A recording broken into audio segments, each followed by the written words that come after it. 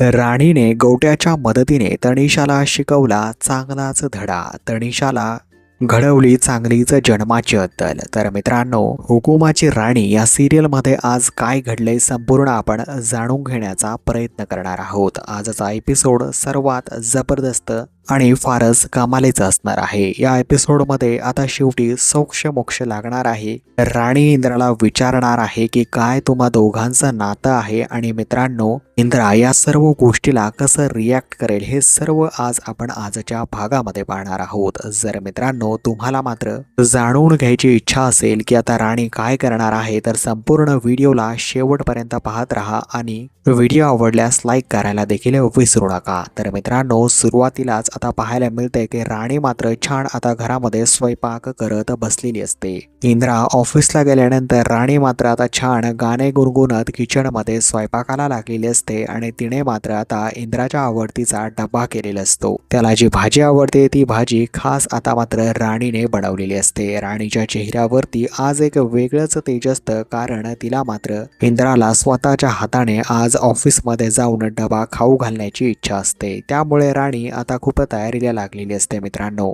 तर आता राणी स्वयंपाक करत असताना इकडे मालती येते आणि मालती विचारते, का ग राणी, तुझ्या चेहऱ्यावरती आज एवढं तेज आणि एवढी खुशी का? तू एवढी आनंदित का दिसत आहेस? त्यावेळेस आता मात्र लगेच राणी बोलते की मालती मॅडम, एवढं काही नाही, परंतु आता मात्र कुठेतरी मालतीला डाऊट झालेला असतो की काय या दोघांमध्ये गुपित शिजत आहे. तर मित्रांनो, मालती थोडा विचार करत आहे की दोघांमध्ये काही गोड बातमी तर नाही ना, आणि राणी काही आपल्यापासून लपवते का, असं तिचं मात्र आता वेगळंच सुरू असतं. परंतु आता लगेच राणी सांगते की मालती मॅडम, मी मात्र आज इंद्रा सरांकडे चालली आहे. त्यांना माझ्या आवडतीचा छान डबा आज मी माझ्या हाताने खाऊ घालणार आहे, असं आता मात्र ती आता लगेच मालतीला उत्तर देत असते. तर मित्रांनो, राणी मात्र आता आबा मालतीचा आशीर्वाद घेऊन छान ऑफिससाठी निघणार असते. त्यापूर्वीच ती मनातच विचार करते की देवा, आमचा संसार असाच फुलू दे, आमच्या संसाराला कुणाची नजर नको लागायला, कारण मी इंद्रा सरांसाठी खूप प्रयत्न केला आणि त्यांना आजपर्यंत खूप साऱ्या गोष्टींमधनं मी बाहेर काढलं, आणि आता मात्र आमचा संसार कुठेतरी चांगल्या मार्गाला येत चालला आहे.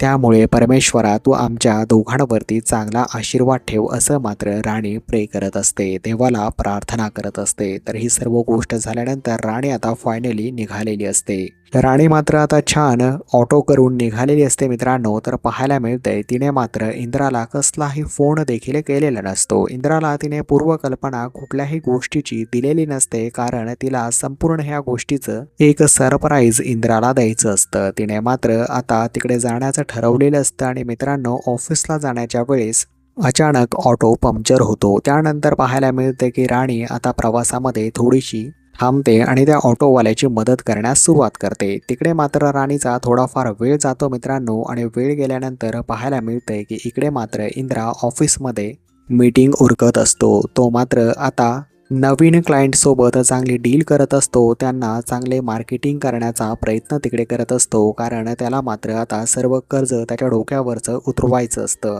मित्रांनो, तो छान प्रयत्न करताना पाहायला मिळतो, आणि मीटिंग झाल्यानंतर कुठेतरी आता इंद्राला तो जुना विषय आठवू लागतो. त्यावेळेस मात्र तो विचार करतो की मी असं का वागलो, खरं तर मला आठवत नाहीये, माझ्याकडे कुठलाही प्रूफ नाहीये. जोपर्यंत मी माझ्या डोळ्यांनी कुठलीही गोष्ट पाहत नाही तोपर्यंत मला त्या गोष्टीवरती विश्वासच या ठिकाणी बसत नाहीये. त्यावेळेस मात्र कुठेतरी त्याचा संशय तनिषावरती जात असतो मित्रांनो. तर हीच गोष्ट सुरू असताना आता पाहायला मिळतंय की ऑफिस नंतर लंच ब्रेक होणार असतो. लंच ब्रेक होण्यापूर्वी मित्रांनो, आता मात्र इंद्रा गोट्याला भेटतो आणि इंद्रा गोट्याला सांगतो की गोट्या, मला कुठल्याही परिस्थितीमध्ये येत्या काही महिन्यात हे सर्व कर्ज उतरवायचं आहे आणि आपल्या कंपनीचं मार्केटिंग स्किल आपल्याला डेव्हलप करावं लागेल. आपल्याला मात्र आपली कंपनी पुढे न्यायची आहे आणि आता तनिषा मॅडमचं कर्ज उतरवायचं आहे. गोट्या बोलतो की सर, तुम्ही काय टेन्शन घेऊ नका, मी सर्व लोकांना चांगलं काम करायला सांगेल आणि आपली कंपनी चांगलं प्रोडक्शन आणि जास्त दर्जाचं प्रोडक्शन नक्कीच करेल, याची हमी मी घेतो, असं मात्र आता गोट्या इकडे आश्वासन जे आहे ते इंद्राला देत असतो. तर या दोघांचं बोलणं संपल्यानंतर फायनली मित्रांनो पाहायला मिळतंय की आता तनिषा देखील विचार करत असते की आता काय करावं आणि इंद्राला कसं आपण आपल्या मुठीत घ्यावं जेणेकरून इंद्रा कायमस्वरूपी आपलाच राहील. राणी आणि त्याचा संसार कसं तोडावं या गोष्टीचा प्लान तिच्या डोक्यात छान शिजत असतो. त्यानंतर आता पाहायला मिळतंय की कामगार सगळेजण दुपारच्या सुट्टीमध्ये छान जेवण करण्यासाठी बसलेले असतात. त्यांचं मात्र वेगळं कॅन्टीन असतं आणि तिकडे ते जेवण करत असतात. तेवढ्यातच तनिषा जी आहे मित्रांनो आता इंद्राच्या कॅबिनमध्ये जाण्याचा प्रयत्न करणार असते. तनिषाला आता माहीत असतं की रूममध्ये म्हणजेच कॅबिनमध्ये कुणीही नाहीये आणि लगेच ती आता हळूच त्याच्या रूममध्ये म्हणजेच कॅबिनमध्ये शिरलेली आहे. कॅबिनमध्ये गेल्यानंतर पाहायला मिळते की ती लगेच तो विषय काढते. पुन्हा एकदा तो विषय काढते मित्रांनो आणि ती इंद्राला बोलते की इंद्रा काही झालं तरी यार ती रात्र काही डोक्यातनं जात नाहीये. शेवटी एक मी मुलगी आहे ना, माझ्या इज्जतीचा पंचनामा होऊ नये असं मला वाटत असतं. तर तू कोणालाही ही गोष्ट कधीही सांगू नकोस इंद्रा. खरं तर आपल्या दोघांमध्ये ही गोष्ट व्हायलाच नको होती. तू मात्र कसा वाहवत गेलास मला काही समजलं नाही. त्यावेळेस मात्र ती आता इंद्राला थोडंसं ब्लेमही करण्याचा प्रयत्न करत असते जेणेकरून इंद्रा थोडंसं गिल्टी फील करेल आणि मात्र आता लगेच तो तिच्या तावडीत सापडेल अशी तिची सगळी खेळी असते मित्रांनो. त्यानंतर पाहायला मिळते की त्याला ती लगेच मिठीही मारते. त्याला मिठी मारून ती रडत असते आणि बोलत असते इंद्रा आता काय करू रे मी माझ्याशी कुणी लग्न करेल का? म्हणजे आपल्या दोघांमध्ये जी गोष्ट झाली ती माझ्या नवऱ्याला जर समजली तर काय होईल असे प्रश्न मात्र आता ती त्याला विचारत असते. तर इंद्रा बोलतो की मी जर कोणाला काही सांगितलं नाही तर काहीच होणार नाही आणि हे पहा तू एक चांगली मुलगी आहेस आणि तुझं नेहमी चांगलंच होणार आहे. त्यामुळे तू अजिबात टेन्शन घेऊ नको. तर मित्रांनो इंद्रा मात्र आता तिला छान दिलासा देण्याचा प्रयत्न करत असतो आणि बोलत असतो हे पहा तनिषा त्या दिवशी नशेमध्ये जी गोष्ट घडून गेली त्याचा विचार बंद कर. आता तू ते विचार डोक्यातनं काढून टाक जेणेकरून तुला काही त्रास होणार नाही आणि या गोष्टीपासून तू थोडीशी दूर देखील जाशील.